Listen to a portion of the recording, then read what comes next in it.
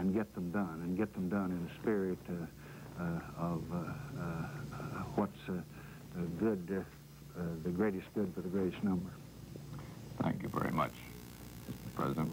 And I'm looking forward to Sunday night when we're in the midst of our 31 hours of programming between the time the men approach the moon and the time they put their foot on it and they get back in the spacecraft and take off. We're going to be on the air continuously, Sunday night, all day Monday until that's all done. And in the course of that, on Sunday night, we're going to be able to show that half hour that I had the privilege of doing with you at the ranch a week ago about the history of our space program, where we go from here. I think where we're better than anyone could ever suspect is in the openness of this entire program. Everything we've done it with the tourists going through the space program, seeing everything, with the media cooperating, everything in front of the camera.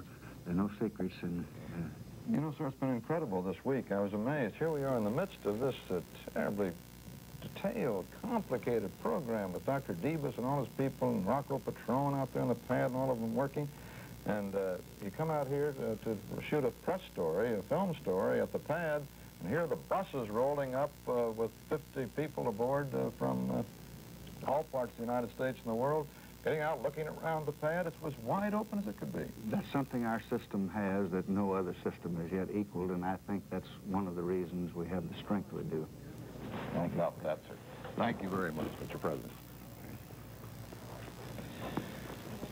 Former President Johnson, who, as senator, first put the drive behind our catching up in space after the Russian Sputnik, and then as vice president was chairman of the Space Council and ushered through the beginnings of this program that now sees Apollo 11 3/4 the way around the Earth, out over the Pacific, on the way toward the west coast of the United States. And from all accounts, everything is going quite well there aboard.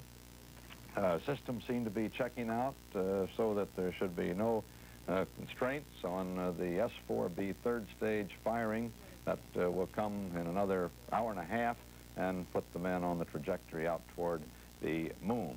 We're also expecting at in about a half hour a television transmission, the first from the color camera aboard the command module. There is a color camera, Westinghouse camera, the same type that gave us such excellent pictures on Apollo 10 aboard the Apollo 11, and also, of course, on the lunar module that will land on the surface of the moon, there is a black and white camera. So we should have pictures from the moon as well, all of the 2 hours and 40 minutes of the extravehicular activity, that is, the men outside of the lunar module on the moon next Monday. We'll be back with more on the flight of Apollo 11 in a moment.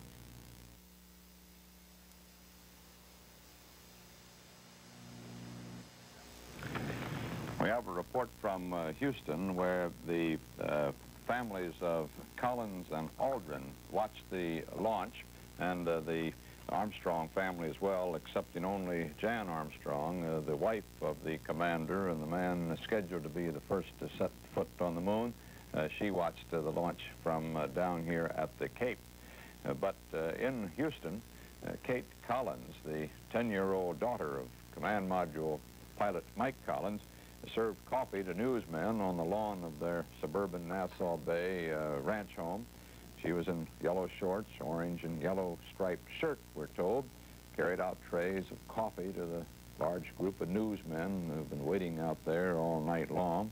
Along with her was her blonde brother, Michael Six. Two youngsters told the newsmen they'd like to be astronauts themselves, they think, someday. Michael said it'd be a lot of fun, and Kate said, I'll be thinking how much fun it is, and how he, meaning her father, has been working so hard. I like science, geography, and math. Well, with science, geography, and math, that's what it takes. And perhaps Kate Collins will get to go to the moon someday. And perhaps when she gets there, they'll be running tour guide services, and they'll take her over to landing site 2 there in the Sea of Tranquility, a little beyond the crater Masking, and there show her the remains of lunar module that first set man down on the moon, and there with the plaque on it that her father signed, and that will rest there forever as a monument to man's arrival on the moon. also perhaps the flag, the American flag that they'll plant there will still be flying when Kate Collins 10 gets to make her excursion to the moon. CBS Washington reports that President Nixon watched the liftoff as expected in a little office next to the Oval Office, and that is the Rose Room, and he plans to check back periodically with the television set on the flight of Apollo 11. Dan Rather, our White House correspondent, says that even though the official schedule takes President Nixon to the aircraft carrier Hornet to greet the astronauts when they return from their trip to the moon, that's scheduled for a week from today, it is being considered as an alternate plan for the president to go instead to the Manned Space Center in Houston to greet them upon their return there. We don't know the reasoning for that. Maybe Dan Rather can report to us. It may just be possible, and this is a purely personal speculation, but I have been a little curious ever since they announced the plan for the president to land on the carrier Hornet as to whether the Secret Service, who are in charge of the president's security, really are terribly keen on an aircraft landing. Of course, thousands of them carried out every day around the world, and they all go well. But for anybody who's made one, well, we know how kind of rough, hairy it can be. And for the president to undertake one, it seems that maybe they're having some second thoughts. Purely speculation on my part, but Dan is now reporting that he may go to the Manned Space Center in Houston instead of out to the Hornet. Haywood Hale Broun has been on the beach with the thousands upon thousands upon thousands of spectators who've come from all over the world to share this great moment. Woody?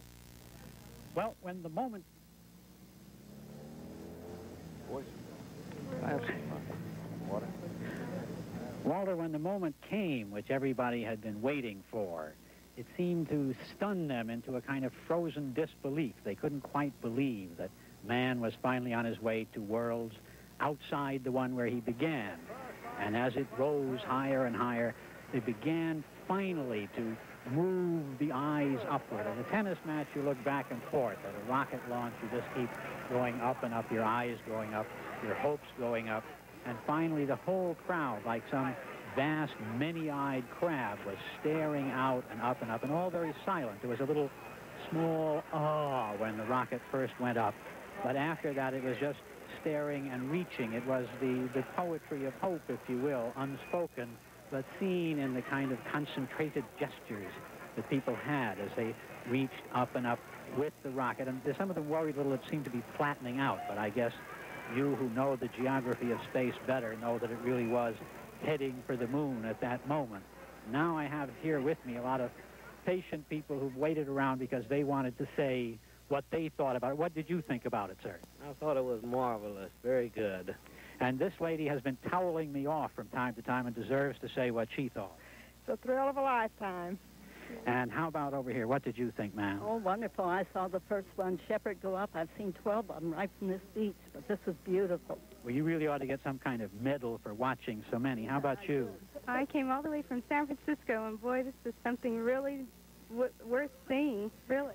Do you think that the young people, it means more to them than it does to the older people like me? Oh, yes, I think it's fantastic. I came all the way from Washington, D.C. just to see this, the first live one I've seen. How about you, ma'am? You've been very patient here. Has it meant a lot to you? Yes, it has. I've come from LaGrange, Georgia, all the way down here to see it. It's the most beautiful thing I've ever seen. Have you been camping here overnight or something? We're staying with my husband's mother and daddy down here on the beach. I mean, below the beach down here.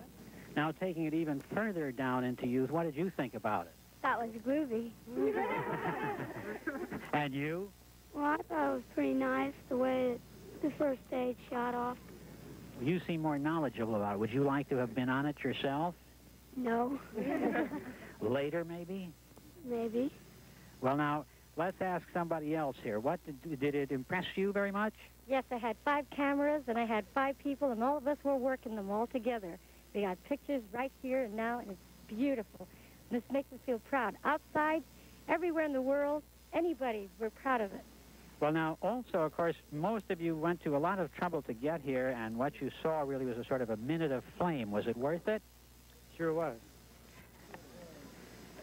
And some people, I think, from the picture I see here before me on the monitor, really aren't caring all that much about the moonshot or are having a moonshot of their own, or possibly they watched and then the moonshot made them so romantic that they've become genuine beach people. But let me go back to asking a couple of more questions here. I've asked I won't say the old, I've asked the young and the mature what they thought. Let's see, is there anybody in the 20s who might be an astronaut here? Well, what did you think about it all? Oh, it was really an experience watching it go up. I mean, you know, we hitchhiked down from Michigan to see it, and it was like, it's kind of an experience like when they light the torch for the Olympics or something. You know, it just gives you a good feeling inside. You can't. Well, that's perhaps as good a way of saying it. It's like when they light the torch on the Statue of Liberty. And now, with that thought, I give it back to you, Walter.